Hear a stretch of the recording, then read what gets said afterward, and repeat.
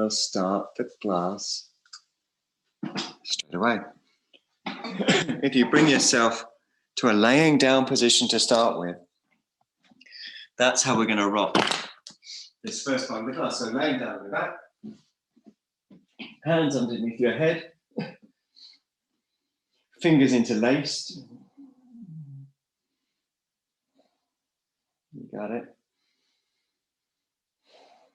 Take a few breaths like that, just laying on your back with your fingers interlaced behind your head.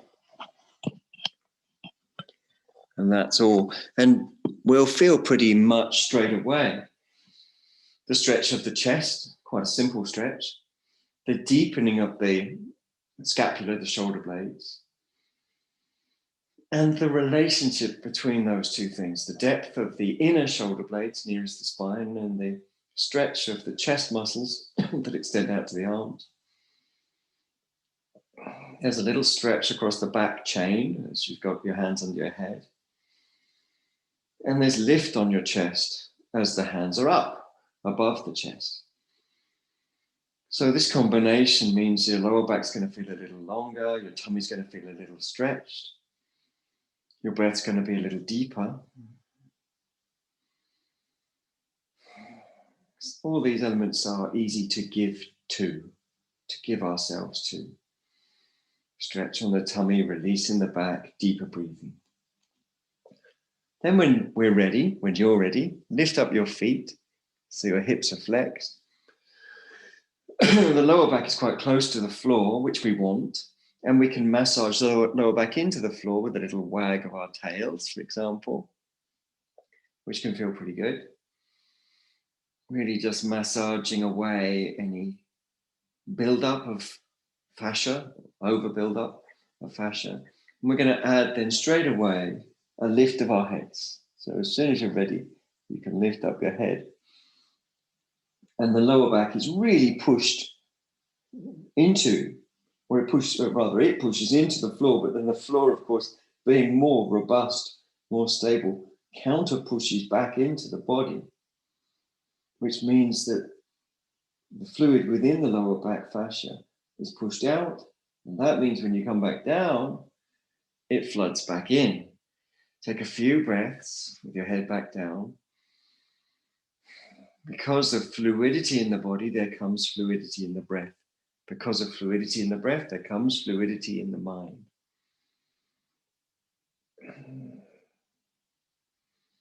Some teachers even say, some ancient teachers of India, from India, have even said that the mind can't work on the mind.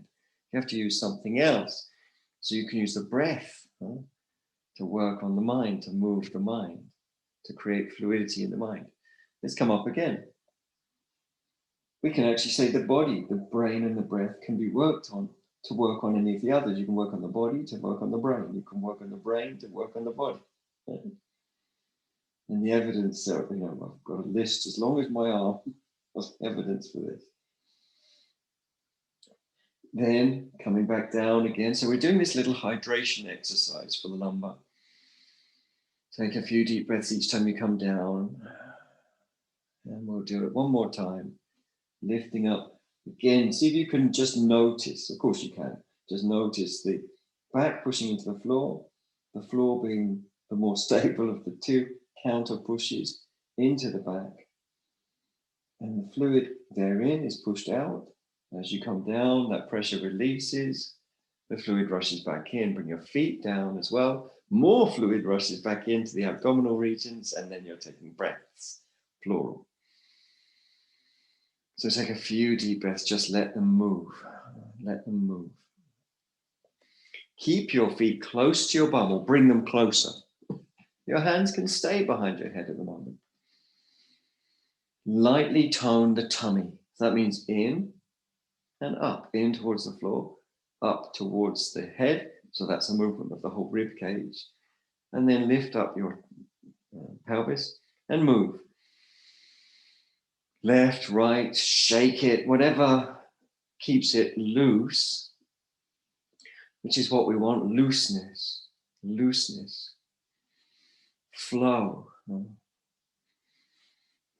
spaciousness. Everything's included. You've almost certainly noticed that behind me is a shrine to Matangi, sometimes known as Chandalini, which kind of means something like, well, it's kind of means something like the outcast woman, or Chandalini certainly does. But what does that mean? Why is the outcast woman worshipped as a goddess? Well, lots of different reasons. It's rather complicated, but primarily inclusion. Right? Inclusion. So including everything. And she's really, really beautiful, Matangi. We could talk about her another time. Come down slow and easy. Take a deep breath or two. So she represents outcasts, people who are on the outside of society. The Adivasi, the original inhabitants of India that sadly got pushed out to the margins as people moved in and moved across India. And so she also represents the jungles where some of the Adivasis came to live. So the wilds. Now release your hands from behind your head, lift up your feet, plunge through the gap between the legs. It's big toe time. Get hold of those big toes. Lean back and play. You could roll left. You could roll right. You could extend or bend the legs. We have a little system, don't we, in Vajrasati Yoga, which is a very easy system to follow. And if you follow this system, you'll always be on track in terms of your yoga. And the system is expressed in 3 Sanskrit words, Lila, Artha, Lakshana. Lila is play. That's what we're doing as we roll left and as we roll right. That's Lila. The purpose of the play is really important. So why you're doing something determines the way in which you do it. And that purpose is absorption. We could call it meditation. We could call it samadhi. We could call it absorption. We could call it melting. We could call it bhakti, which comes from a root which means to give. So just rolling and rolling and giving and breathing and breathing. There's a real natural feel to it all.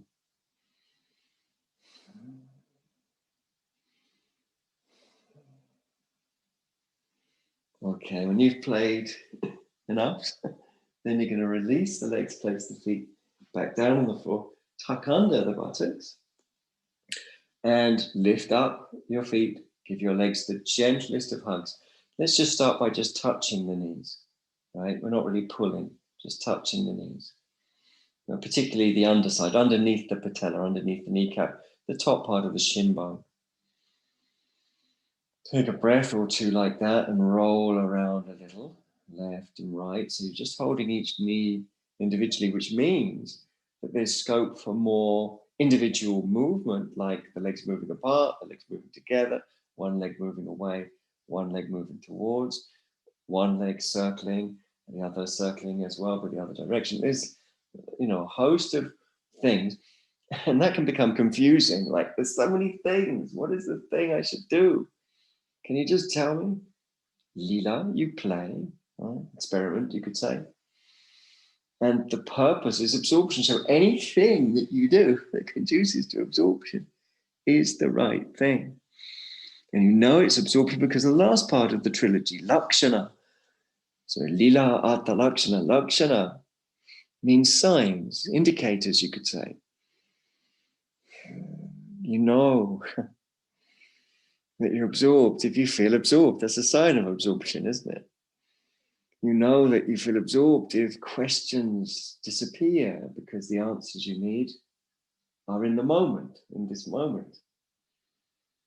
Okay, slow and easy, release the legs, place the feet down. Catch a breath, deep breath, at least 1, maybe 2, maybe 3.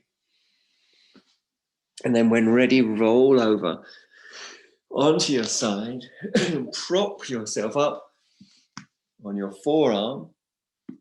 So your hand is as if you're holding flowers, right? Now there's a variety of things you can do. You can have your other hand cupped on the floor, holding the wrist. I also quite like to bring it round and grip hold of the trapezius, a variety of different things you can do. And then there's also raising the arm up. But we're going to bring the top leg behind us and then lift up, and then there's the variety of things you can do. Fingers on the floor, hand on the wrist, hand on the shoulder, arm raised up. The important thing is that there's a sense of flow, right? So sometimes you get a better sense of flow holding your shoulder so that it doesn't go into a gripping pattern, maybe even rubbing it, even massaging it, or rubbing across the chest, anything that just avoids gripping. So once you learn yoga, you don't need yoga teachers, but please keep coming because we still have a mortgage. So anyway, there you go. You don't need yoga teachers because you've got the Lila Artha Lakshana, you've got the play for the purpose of absorption and signs of absorption. And that's it. You're practicing yoga for absorption. So that's it. If it's succeeding in absorption, getting you absorbed, then that's yoga success. Come down slow and easy. There are then layers of absorption, and they're equated with different cities, different powers, and so on. That's for another day. Let's go to the other side of our bodies. Same thing. Hand as if you're holding a bunch of flowers. Breath flowing. Another one of the lakshanas that you can use, the signs, is the breath. You know that when you're confident and relaxed and you feel like there's nothing outside of your knowledge base, your breath flows. Conversely, when you're not sure about something, if someone asks you, did you do this? And you can't remember, I don't know, did I do that? Did you put my things on? I don't know. Diaphragm becomes immobilized, breath becomes shallow. It does for me anyway, because usually I have put something somewhere, forgotten where it is. Put your leg behind you, other leg behind you. Remember, you've got the options, fingers on the floor, whatever. On the inhale, come up. So the options aren't difficult to choose because you can choose any of them that conduce to flow, and it's not hard to know if you're flowing or not. Flow is the same as meditation. Think of a surfer on a wave. Their mental states are flowing at the same frequency and pace as the reality of the wave, while they're on the wave. Right? Deep, honest, expressive breath. You can rub the shoulder, as I said, or have the hand up. If that works, you can bend the lower knee.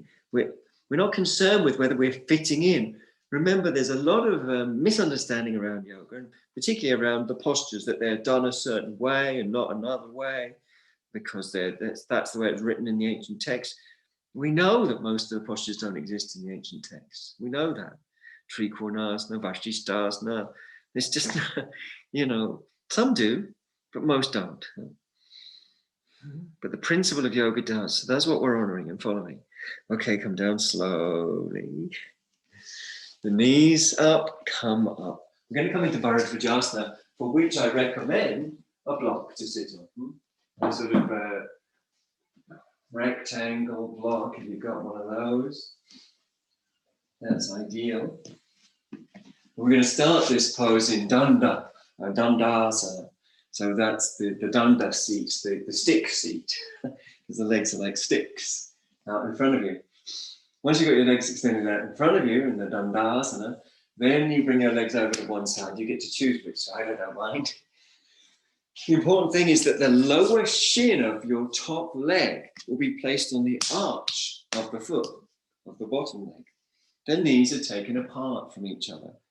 You can sit on more than one block, I should say. But if you are on more than one block, you'll need extra support for your hand behind you, I should think. So one foot's pointing back, and you're going back, and the other foot's pointing across. And you've got a gap, and you can lift and shift until all the tissue lines up well.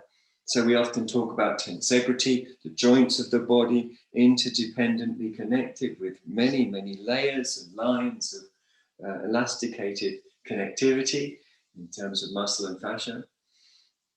We want all those lines of elasticated connectivity to conduce to peace in the joints. If there's a bunch of fibers going one way, allowing the joint to sit a certain way, but another bunch of fibers going another way, then you can get discomfort in the joint. The joint might be subtly twisted. So feel through your body Release tensions. That means letting more of those elasticated fibers agree. It's also purifying the nervous system. Lift and turn away from your feet.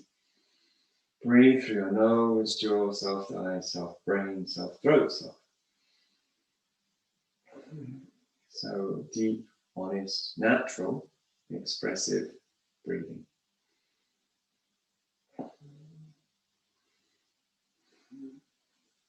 Keep breathing naturally.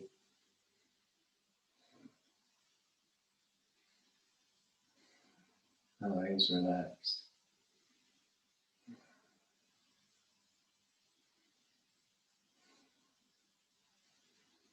So one hand on the floor cupped, the other hand simply on the outside of the leg. There's many different ways you can approach this, but in all the different methods, we focus on the back leg, and again, tensegrity. Any tightness in the knee indicates that, yes, many fibers are agreeing, otherwise you wouldn't be in the position, but some are not. It's those fibers that are not agreeing that you want to find. Why are they not agreeing? Well, they're preoccupied. They're occupied with a samskara, a respiratory, mental, physical habit tendency. Conditioned into our nervous system by society, by our familial story, our upbringing, and fundamentally by our idea of self. Return to center, lovely pose, named after one of the author families of the Rig Veda. Give the legs a little rub down. And then second side, similar thing. So therefore, the lower shin should be in the arch of the bottom leg foot. The foot should point two directions. Lift and shift the bottom, again for the purpose of this tensegrity. Again, to feel that you've got harmony, to feel that everything is saying Om. Yes, it's all vibrating Om. And that which is not vibrating Om, that's our job, to bring it into vibrating Om because it's preoccupied. That preoccupation gets in the way of our communication with those that we love and our world that we love. This is why human beings are capable of doing things that are extraordinary, like destroying their own environment. Sorry to bring that up. Inhale, exhale, turn. But it's a good news story, actually. Breathe through your nose. Jaw soft. It's a good news story because we're all capable of not acting with love to our environment, whether that be the wider environment of nature, or whether it be the environment of our friends and family, or colleagues. And we're capable because we come loaded, full. And that acts as a sort of veil, a blinker. We see things through veils that distort our reality and make us behave according to those distortions, those skewed views. So what's the antidote? To be open, to let go, to be light, to drop our attachments, our tenacity to our attachments, to flow freely. And we can facilitate that via our yoga postures right now. Look for tensegrity. Find the fibers that are not agreeing. Those are the fibers that are preoccupied. Release their tension and resistance, and you'll release that preoccupation. In some traditions, this is seen as dropping karmic particles. And karmic particles are seen as being heavy. It's a good metaphor, isn't it? Like you're sort of covered in these heavy particles that are weighing you down. And if you can drop some and drop some more, you become light.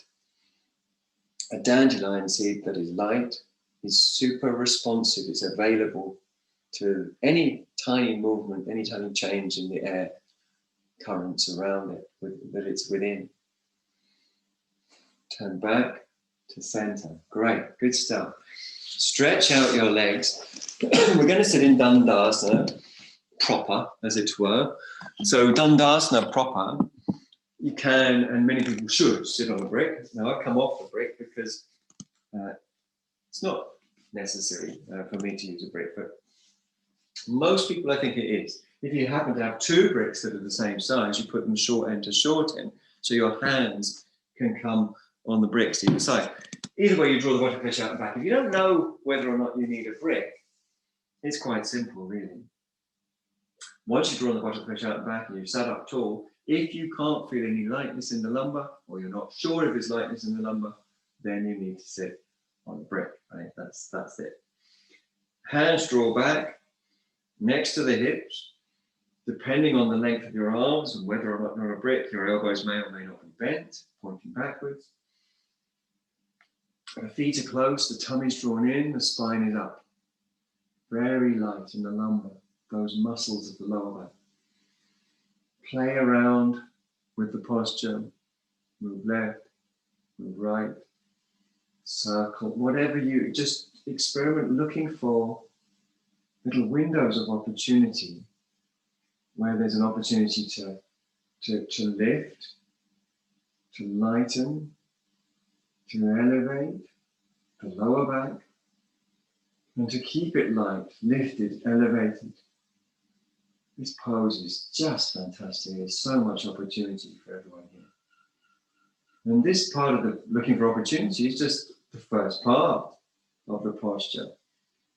Building upon that, not getting rid of that, not taking that away, but building upon that. The yogin can add other elements if she wants, or if he wants, or if they want. Like drop lifting. That's where the thigh bones drop, and the spine and body lift. Right? But dropping isn't pushing down. Right? And dropping cannot be done partly. If you see someone on a bridge, I always give the same metaphor. If you see someone on a bridge, they want to drop a stone, and they say, I don't know how to drop the stone into the water below. You say, just let it go. And they say, I'm not sure. Can I do it a bit? You say, no, you can't let go of the stone a bit. You can't drop it a bit. It drops, or it doesn't drop. Right? Thigh bones are the same. And so it should be immediate. When they drop, it's immediate. There's no trying to drop. There are other elements too to Dandasana, like broadening the balls of the feet, all added on top of the first two elements. So obviously this could go on. There's lots to this. But we're going to ease out because I know Dandasana can be fairly fatiguing. We're going to come onto our hands and knees. Adho Mukha Svanasana. Adho means, of course, down. Adho meaning down. And then Mukha and face or mouth, and Shwana, dog. Just check their hands are level. Have a look. Have another look. Middle fingers forward, space between the fingers. With toes tucked under, lift the bum. Plant your hands deep into a weave with the mat. Really plant them in. Perhaps you do what I do. Perhaps we do the same thing as each other, imagining the molecules of the hand merging with the molecules of the mat. Every time you pad your paws, that integration between those molecules deepens. In addition, you can move your pelvis or bend your knees to find ways through the back. And there's plenty of other instructions too, but getting those palms really rooted is number one. It's number one. Every part of the palm, every molecule of the palm, blending with molecules of the mat deeper and deeper until it becomes a meditation. The inner groins open up, the gluteal creases deepen, the heels draw backwards, the thighs draw up. These are all sort of side effects of exploration. Okay, it's a beautiful pose. We'll come down to hands and knees and catch our breath there. So take a few deep breaths. Perhaps you'll wag your tail, jaw soft, throat soft, brain soft, tongue soft. Keeping things loose, keeping things relaxed. Now, we're going to come from a moment to a high heel kneeling position. I know it's tough. Please do put a block between the heels and buttocks. I should say I know it's tough for some Some of you might be thinking it's not tough. It's easy. It is tough for some. And it's something I really do recommend that we all practice regularly. There are some exemptions. Obviously, if anyone's had surgery for bunions, for example, and had metal plates placed in their feet, then you can't bend those metal plates. Like normal, regular kneeling is fine. Deep, honest, natural breath. Just a couple more if you can stay with it, it'd be great. Jaw soft, brain soft. Okay, come forwards. Well done, everyone. Back onto your hands and knees and catch another couple of deep breaths. Now, I should recommend here that having some support, so like blocks, for example, I'll just move this notes out of the way. Blocks, like a couple of these sort of cork blocks either side, and perhaps something to go between the heels and buttocks. That could be very useful for what we're going to do next, which is a version of Gomukhasana. I hope your mat is reasonably thick. If not, fold it in half, because again, it's nice to have extra thickness underneath you for Gomukhasana.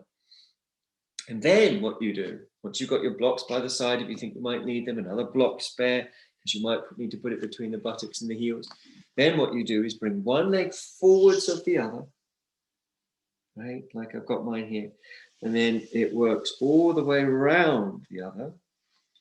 And the feet are worked closer together through a series of investigative movements. So I'm moving, for example, forwards and backwards, and moving my top leg, or front leg, I should say, a little bit like a sort of windscreen wiper, albeit a bit of a broken one.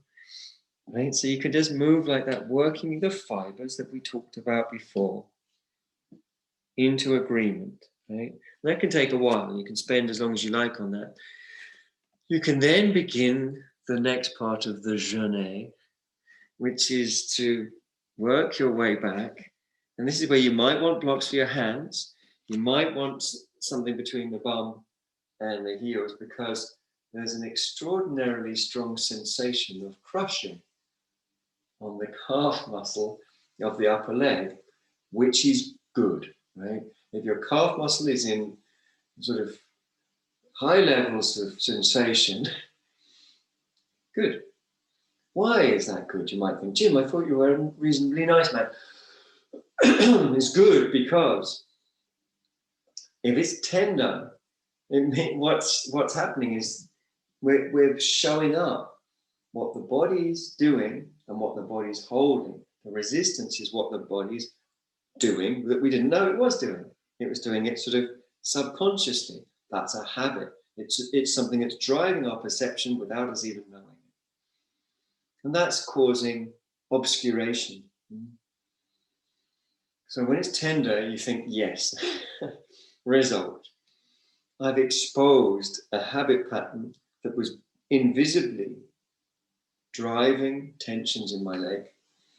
And now those tensions are exposed, I have a chance to let them go, which you do through patience and prayer. And of course, time.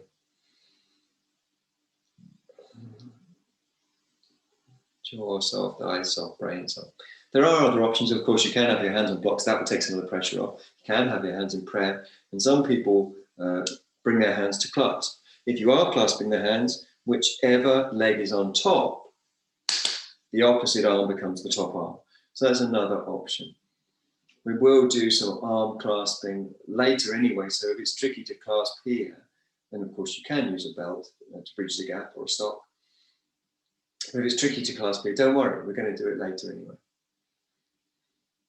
Okay, you probably had enough, all done.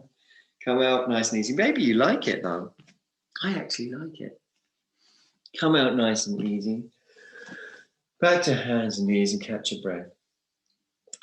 And of course, your experience can transform once you feel the positive results of something. Then you end up changing your opinion sometimes. Same thing in the other leg. So that comes forwards and all the way around. You then, keeping both feet on the floor. I have seen some people trying to put one leg on top of the other. No, both feet stay on the floor. You work in your own explorative ways to find ways to bring the tissues back together. That is to say, agreeing with what's going on, at least in this initial stage. And then in your own time, what's nice about this pose is that you can spend your own time. You don't feel the full weight until you lean back, but you can even use blocks, as I've suggested, or kilner jars or boxes, something for your hands to go onto. The chest should be upright, the breathing is easy, natural, honest. The eyes are soft.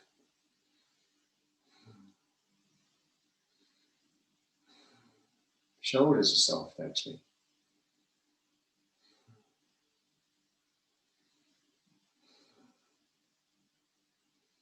And that breath just keeps flowing. It just keeps flowing. Again, there's options. Hands can be in prayer. Hands can be clasping. If you are clasping, remember it's opposite. Arm is going to be the top arm to whichever is your top leg. Quite a powerful posture, isn't it? Okay, doing great. Well done.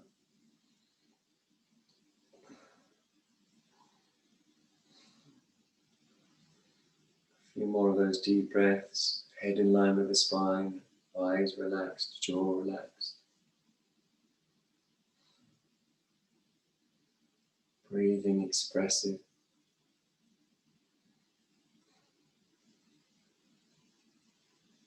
Okay, it's probably enough. Come out slow and easy. Nice and easy. Oh, sometimes gives you a kick on the way back out. Well done. Well done. Back to hands and knees. Take a breath or two. Catch up with yourself. So sometimes you're going to take some deep breaths after a pose like that. Even some sighs come. Now bring your knees closer to your wrists and with your fingers close to your knees, turn your hands the other way around.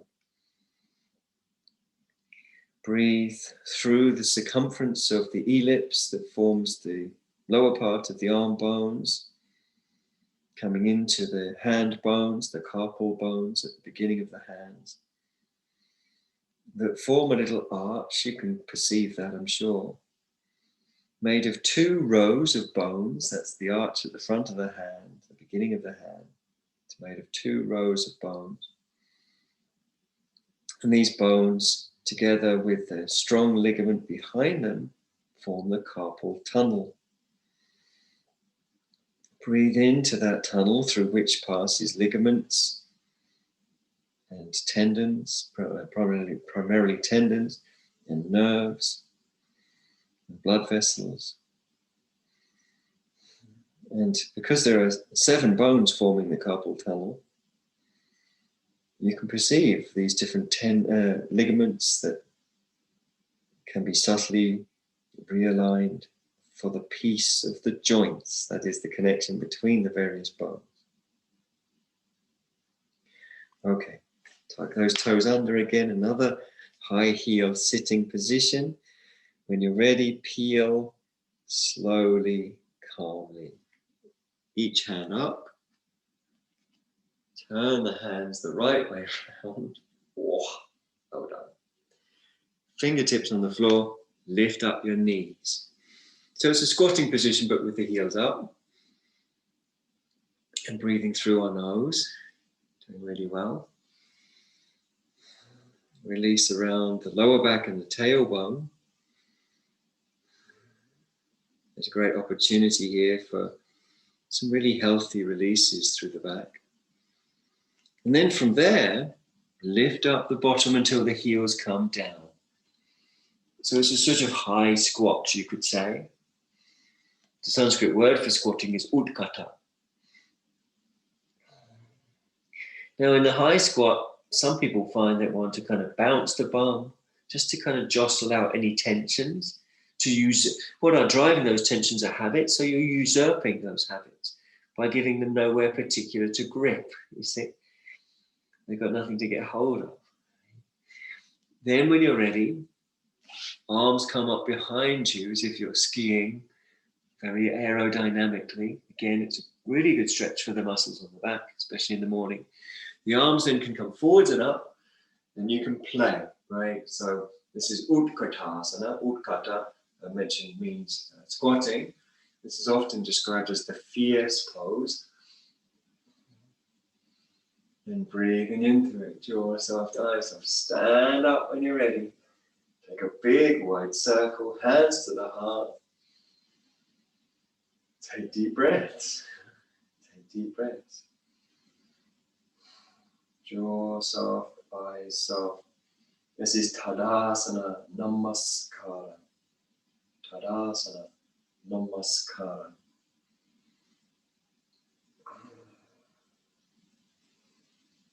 So allowing those deep breaths to come and go. We're going to then turn around, if you set up that way, so that you can step your feet apart. I'm just retrieving this microphone. Stepping the feet apart to a generous stride. Hands on the hips. Breathing through your nose. Take a few breaths like that. So hands on the hips is great because it widens the collarbones, lifts the chest, it deepens the scapula. It provides elevation just because there's a little downward action on the hands, just inevitably, which creates an upward action in the chest. That's why hands on the hips is good. And also it makes you look like a superhero, which is good. Now turn your left toes in and your right foot and leg out on the ball of the foot first. Finish off the turn on the heel. You've got heel to arch alignment. Well, I hope we're going to check that we have and then adjust if we need to. Stretch out the arms, lift up the tummy and chest and release the neck. Inhale, exhale. Beautiful. Down you come. You know it's Trikonasana, I think. Good. That's it. Jaw soft. When you're moving in Trikonasana, we avoid bending the side of the body by making sure it's the pelvis that moves. The obstacle to the pelvic movement is the hamstrings that attach to the pelvis. So tone in the front thigh has to come in this pose. Don't hold any tension in your breath. Imagine everything was just as you needed it to be this morning. Here and now. Good job. Come on up. Feet face forwards, hands on the hips again. So remember, it's a pelvic tilt. Let's turn the back toes in, turn the front foot and leg, we're going the other direction. On the ball of the foot, finish off the turn on the heel. Let's just tune in on that pelvic tilt by doing a little backwards, forwards tilting now with our hands. So forwards tilting, backwards tilting, right? When you backwards tilt, the psoas on the back leg gets a stretch, which is really important in this posture. When you go forwards, then the hamstrings on the front leg get a stretch. That's what we want to feel. Okay, forwards, backwards. And then we're going to keep our hands on our hips this time. Feel the pelvic movement as if the pelvis were a sort of bowl and you're trying to pour water out of the top of that bowl. And you want to keep that pelvic movement going as long as you can before bringing your hand down. Good job. Don't grip, do breathe, enjoy your morning. Obviously we've got our arm up, but you don't have to. You can have your hand on your hip. You can even have your hand behind you. It's a position I like to take sometimes. Obviously, not everyone is in a position to raise the arm. Sometimes people have temporarily frozen shoulders. Do come to me if you get a frozen shoulder. I seem to be able to sort them out. Okay. Deep breath, soft eyes. Okay, inhale, come on up, well done. Feet facing forwards, hands on the hips, take some deep breaths. You can keep loose, you can shimmy out if you want. Make sure you feel loose, make sure you feel relaxed. Now the psoas we're talking about as we're in that pose just now, top of the inner thighs, across the lateral pubis, underneath the abdominals into the sides of the lower spine. That's a muscle we're going to really look at in the next pose. So raise the arms out, turn, and lift up without impinging on the roots of the neck. So as the arms raise, we don't follow this instruction, raise the arms and drop the shoulders. That's not a useful instruction. What we do instead is raise the arms and release the tension. Right? So we release all tension from the roots of the neck, which is psychophysical. So you can adjust your mind to adjust your body. We discussed that earlier. You can adjust your breath to adjust your mind and so on. Now turn your back toes in. You choose which direction to go. Front foot and leg out. Whole body turns. Right? The front foot moves further across the width of the mat, further turning you. The back heel lifts, externally rotates, further squaring you up. And then that should feel pretty good. Then we focus on the psoas, again from the back leg, across the lateral pubis, into the sides of the lower spine. And focusing on that area of stretch, imagine a release that goes through that muscle, that allows the muscle to agree with the upward lift. And then inhale. And as you exhale, bend your front knee, and allow movement on the back leg. Focus on the inner groin, the uplift of the inner groin of the back leg. Breathing through your nose. You can go quite light on the heel of the back foot if you want, and even on the little toe side. You can be exclusively balanced on the ball of the big toe side of the foot if you find that useful temporarily, to bring the tissues of the psoas into agreement so that the body comes round and lifts up with more ease. So lots of little adjustments. That's what it's all about, right? In my opinion. In all the poses, actually. Inhale, come up with the pelvic floor in your awareness. Great. Turn back to the front. Level up the feet, hands on the hips. Let's all take a couple of powerful deep breaths. Let's go. Deep breaths. Shake out too. Keep loose. Really loose. Shake, shake, shake, shake, shake. Breathe, breathe, breathe, breathe, breathe. Loose, loose, loose. Any way that feels loose. Like you just feel loose. Right? Really important to feel loose, relaxed. Loose means the same as light. You're not gripping onto anything. You're not kind of hands on your hips. It's got the milk's got to be on this side of the fridge, arguing with your friends or partner. Keep loose. Right? Stretch your arms, turn your palms, raise your arms up. Light tone in the tummy. So remember that word light again, lagu in Sanskrit, Laghu, lagu.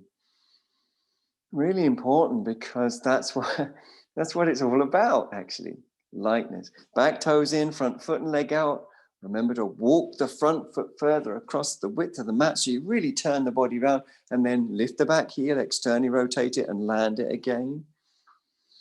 And you can do that more than once if you want. Light tone in the tummy, lagu, light like a dandelion seed, super responsive. That's why we're using the word light to indicate super responsivity. Just made up a new word, responsivity. Inhale, exhale, bend your knee. Breathe easy, play. All right, lila atalakshana, play. For the purpose of absorption. And absorption has signs, because what you're absorbed in is this, like a surfer being absorbed on a wave, therefore she can surf the wave. Huh? We're absorbed in this, which is a matrix of interdependence that's permanently shifting and reshifting like an enormous wave. In fact, one metaphor for ultimate reality is a wave. In Sanskrit, the word is urmi. Urmi. U-R-M-I, urmi. And keep moving and turning and playing, teasing the tissues around, focusing on that lovely, powerful release, psychophysical release of the psoas. Psychophysical release.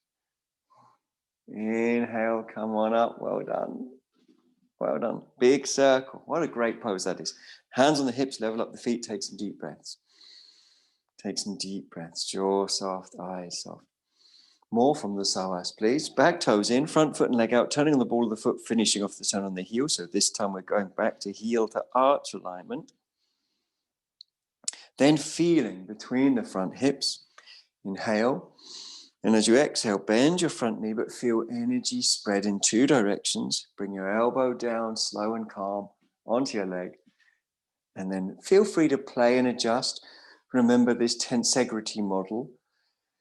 The word tensegrity is comprised of tensile and integrity. Huh? So there's tensile integrity throughout the body. And that needs to be aligned. So even though we know that 80, 90% or more of our fibers are in agreement with the posture, because we're in the posture, we can still feel that maybe 10 or 20%, or maybe less, but the odd fiber sometimes can come into alignment through little movements, right? So I lift my foot and that, whatever works for you. So you can keep those movements going. Raise your top arm up and over. Look up if you want. Looking up is an option. You don't have to do that. Breathe through your nose. Eyes soft, brain soft, throat soft, tongue soft. Breathing deep and expressive and honest. Just keep breathing into it. That's basically it, just breathing into it. Playing. Okay, arm down, palm down, pushing the leg, come up on the inhale. Feet facing forwards, hands to the hips. We keep the hands on the hips, partly to indicate that we're not idle as well. Sometimes the arms are like that and then the mind's like that. Huh? What? So keep your hands on your hips and it keeps us more attentive, zippy in a good way. Back toes in, front foot and leg out, heel to arch alignment. Again, breathing through your nose, find the pelvic floor. Check the alignment, have a visual check. Good. Then again, begin to bend and extend, visualizing. Perhaps you can feel what I'm talking about by these fibers. You can easily get 80% of the fibers into the position because you're in the position. Right? If your leg's in the position, if it's bent, then a lot of the fibers have come with you, but not all. Huh? And it's those ones that haven't come that are arrested by habit and pattern, that by bringing them into alignment, we become lighter. Huh? The elbow can come down when you're ready. Various ways that you might play with the tissues and the fibers to get the agreement you need. Turning to look up, perhaps raising your arm up, perhaps raising it up and over. These are options. Again, the arm doesn't have to be over or even up. It can be down.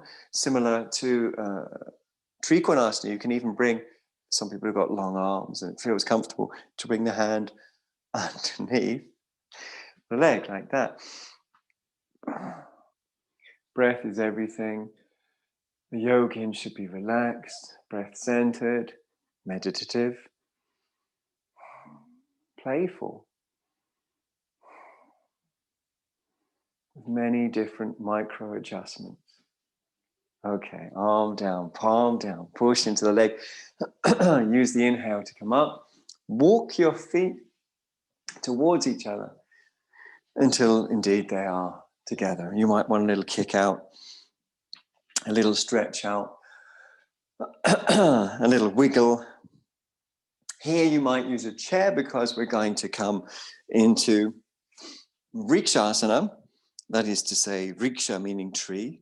Another word for tree, I think I've told you before perhaps, is Padapa. Padapa means foot, drinker.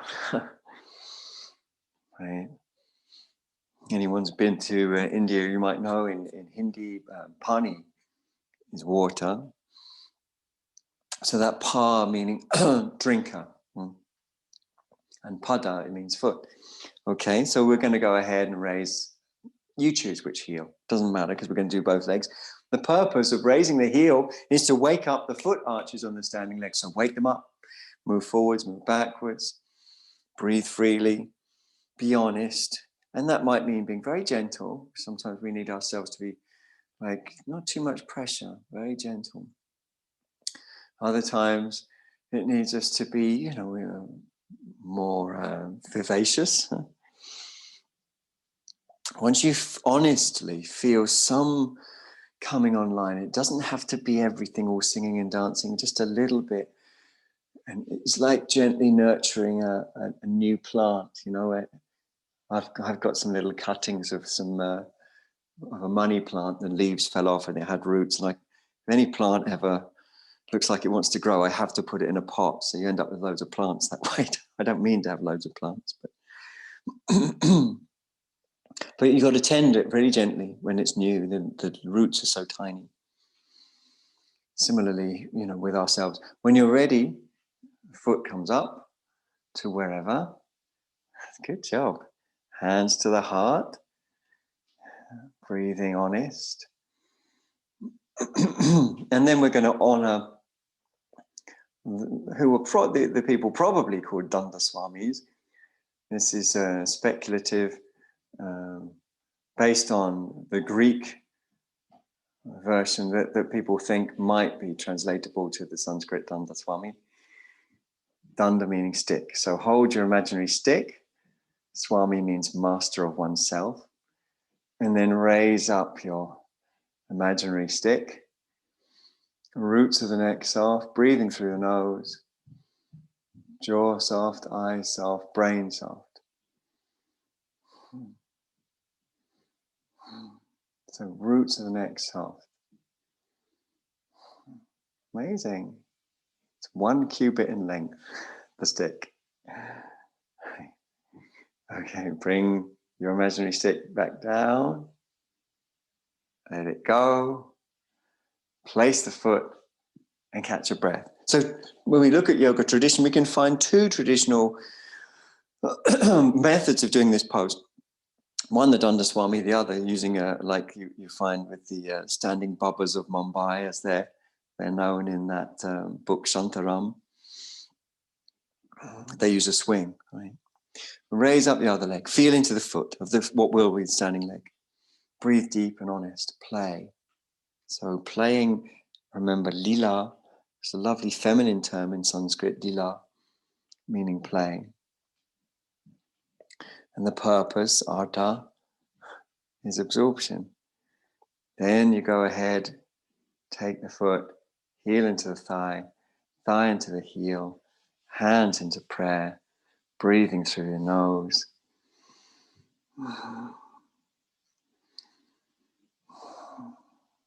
There's a relationship between the hip joint and the groin. Hip joint is deep, groin is lifted.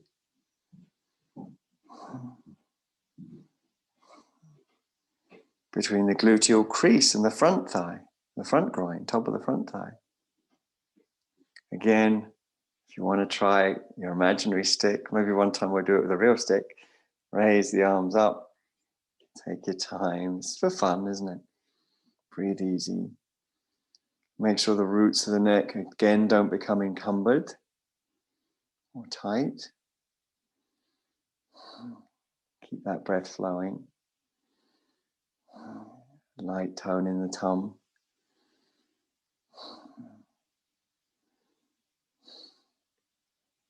Really good. Okay, gang. Well done. Down comes your danda. You let it go. Place the foot. Catch a breath. Have a little moment to shake out. Now we're going to come into Siddhasana. So if it's comfortable for you to sit in Siddhasana, otherwise you can sit in a kneeling position or even in a chair, but the spine should be upright. Siddhasana is where the heels are aligned with each other in the midline of the body. One can place a blanket draped underneath the shins. That's nice support for some. Buttock flesh is drawn out and back. Chest is elevated. And we place our attention into the heart center.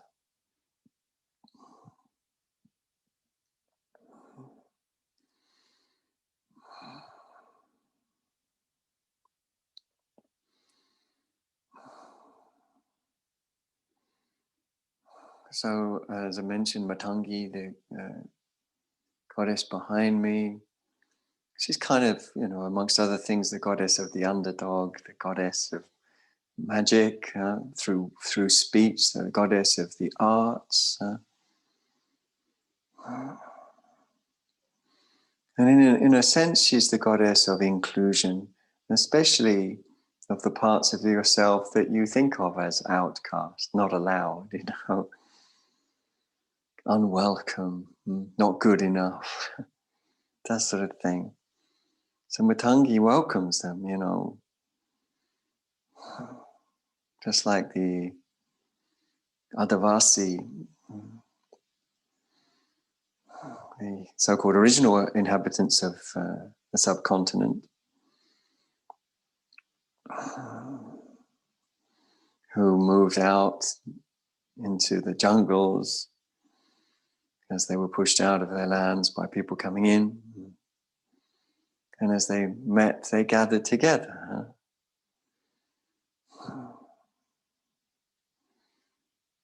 This is integration. Bring our hands to the heart center.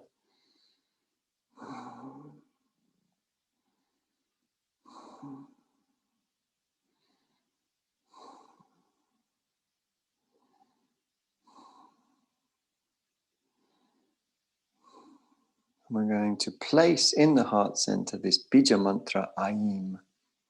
It's spelled A-I-M, but it's pronounced Aim.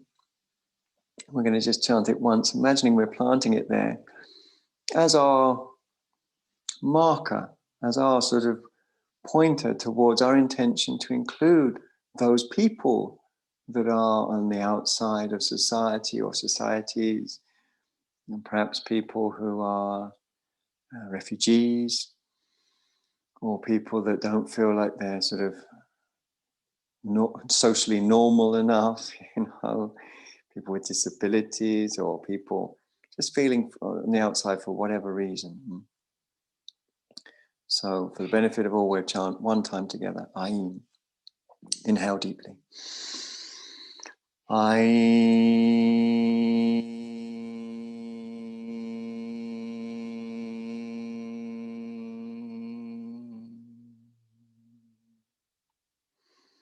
May all be happy, may all be healthy, may all see goodness, may there be no worry. Om.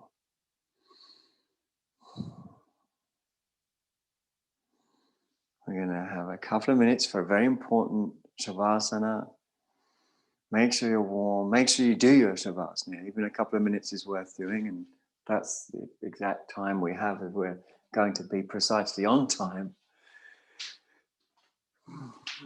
So again, head support is useful actually in Shavasana,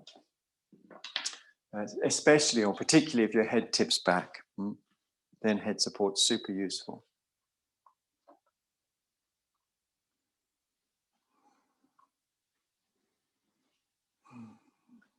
Shoulder blades should be scooted under the body, leaving the chest buoyant.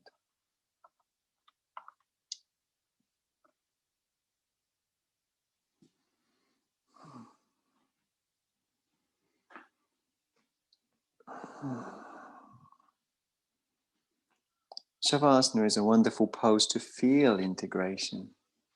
Everything relaxes together.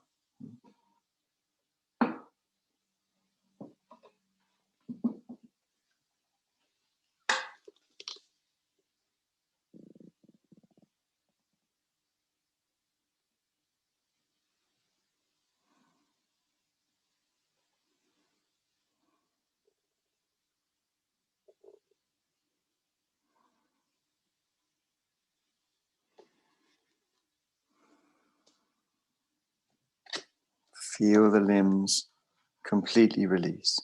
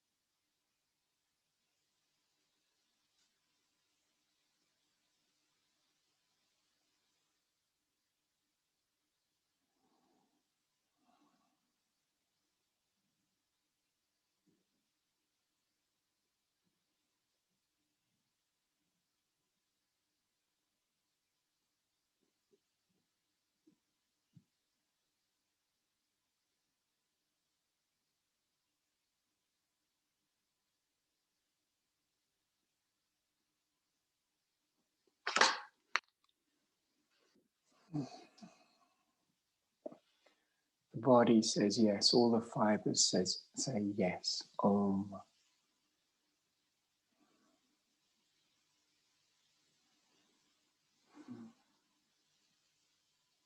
saying yes, being light, being empty,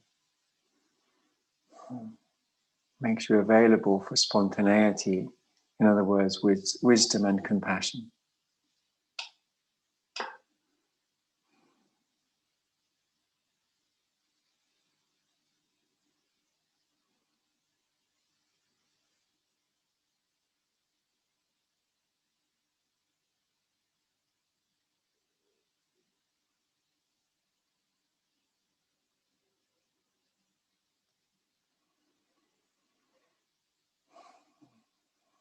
So I'm not tardy. I'll instruct to come out, but you can lay longer if you have time to lay longer.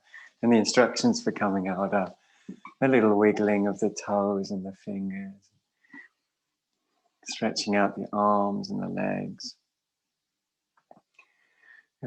bending the legs when ready, after which scooting under the buttocks, taking deep breaths, then rolling over onto the left side and laying as comfortably as you can there. Then rolling to the other side and laying as comfortably as you can there. And eventually coming up from the side where a relaxing voice will say that the recording has stopped.